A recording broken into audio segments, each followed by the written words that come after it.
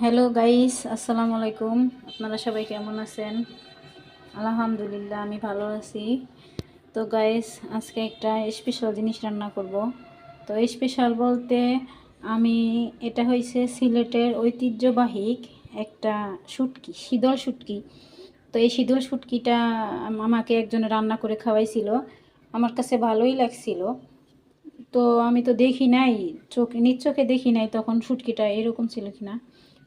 তো যাই হোক, আমার কাছে ভালো লাগছিল। শুটকিটা রান্না করে দিছিল, বাসায় বেড়াইতে গেছিলাম, করে দিছিল, খাইছি ভাতের সাথে, ভালোই লাগছিল। তো আমি বলছিলাম যে শীতল তো খাইছি, আমি মানে জিনিসটা আমি দেখি নাই নিজ চোখে ওটা কীরকম। পরে ওনাকে দিয়ে আবার সিলেট থেকে আনাইছি। 100 গ্রাম শুটকির দাম, শীতলের দাম 70 টাকা।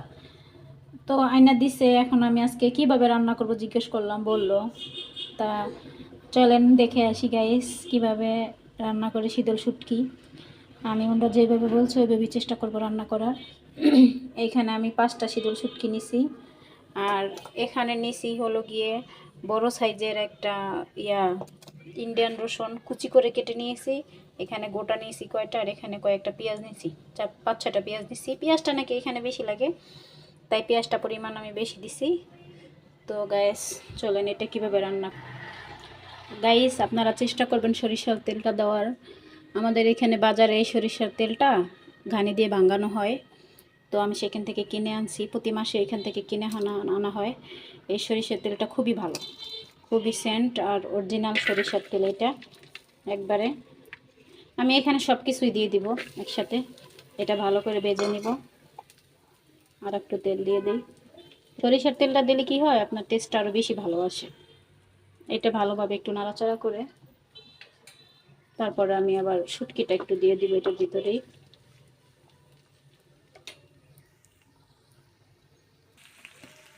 তো গাইস দেখেন, আমি পেঁয়াজ আর রসুনগুলো সাইডে সরাইয়া একটু হালকা ভেজে পেঁয়াজ আর রসুনগুলো সাইডে সরাই রাখছি। সরাইয়া আমি শীতলগুলো মাঝখানে দিয়ে দিছি। এটা একটু ভাইজা হালকা একটু ভাজা দিলে কাঁটাগুলো ছেড়ে দেয়। কাঁটাগুলো ছেড়ে দিলে আমি আবার এটাকে কাঁটাগুলো আলাদা করে ফেলবো, মানে মাঝখানের যে বড় কাঁটাটা ওইটা আলাদা করে ফেলবো। হালকা একটু ভাজা হলেই কাঁটা ছেড়ে দেয়। ঠিক আছে, দেখেন চুলায় দেওয়ার সাথে সাথে এটা গলে গেছে। এটা এরকমই হয়। আমি তো প্রথম রান্না করতেছি, মনে হয় এরকমই হয়। কয়েকটা ভিডিও তো দেখলাম, চুলায় দিলে কাঁটাটা নিজের থেকে ছেড়ে দেয়। আর এখানে বসাইছি গরম ভাত, শীতল দিয়ে আজকে গরম ভাত দিয়ে খাবো।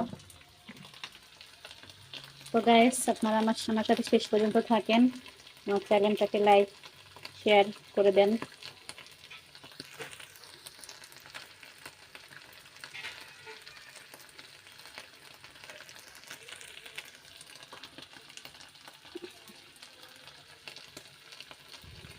এটা গাইস মিডিয়াম আছে, এটাকে রান্না করতে হবে।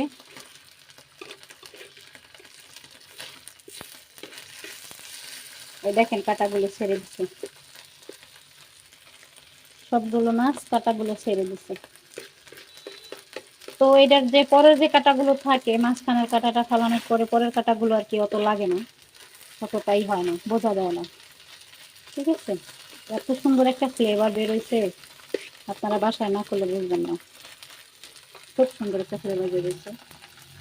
আর আমার এই তাওয়াটা দেখে কেউই করবেন না, তাওয়াটা তেলের, তো এটা রান্না করে খুব ভালো লাগে। আমার ননস্টিকের তাওয়া আছে, কড়াই আছে, আমি ওইটা করি নাই, কিন্তু এটা খুব তেলের তো নিচে লাগিয়ে ধরে না। দেখেন গাইস কত সুন্দর, এই জন্য আমি এইটাই করি।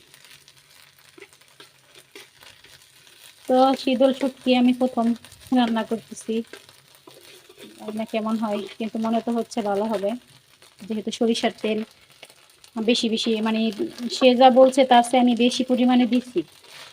ঠিক আছে, যেভাবে রান্নার কথা বলছে বেশি পরিমাণে দিছি।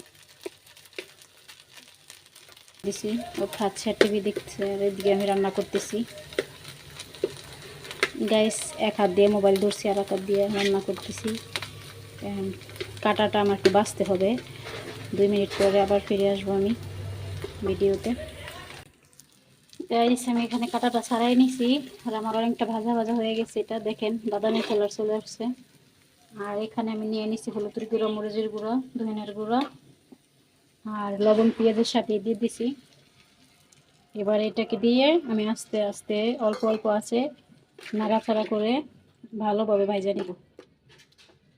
একটা কাটা, তো এই কাটাগুলো আমি এইভাবে বাইসা তারপরে ফেলাই দিছি, বাকি অংশগুলো এখানে আসে।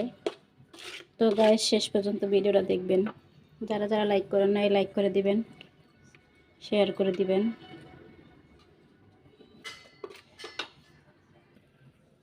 তো গাইস আমি এখানে আর একটু পানি দিয়ে দিছি, পানি দিয়ে তারপরে এটা ভালো করে কষাই দিব, ভাজা ভাজা করে নিব আস্তে আস্তে। আর পানি দিলে একটু বেশি জাল হলে কি হয়, কাঁচা মশলার যে গন্ধটা ওইটা থাকে না। ঠিক আছে, হতে থাক। এখানে ভাতও আমার প্রায় হয়ে গেছে গাইস, দেখেন আমার শীতল কিন্তু প্রায় রেডি। সাইড দিয়ে তেল উঠে গেছে, দেখেন শীতল কিন্তু আমার প্রায় রেডি। এটাকে ভালো করে আর ভাজা নেব।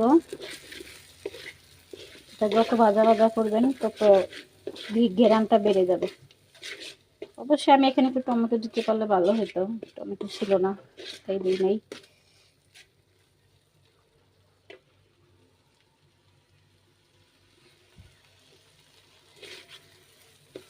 আমার কিন্তু হয়ে গেছে গ্যাস, দেখেন। তারপরে আমি আরেকটু বেশি ভাজা ভাজা করতেছি, ভর্তার মতো করে ফেলবো একবারে।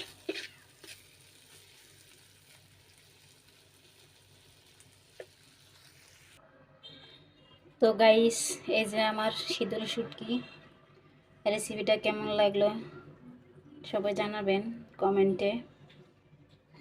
দেখেন গাইস, দেখলেই জিভে পানি চলে আসবে, অনেক সুন্দর হয়েছে দেখতে, দেখেন। তো আমার মতো আপনারা বাসায় এইভাবে করে খাবেন।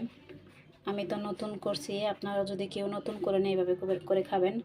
আর আমি শুটকিটা গরম পানি দিয়ে ধুয়ে নিয়েছিলাম, 15 মিনিটের মতো গরম পানিতে ভিজায় রাখছিলাম।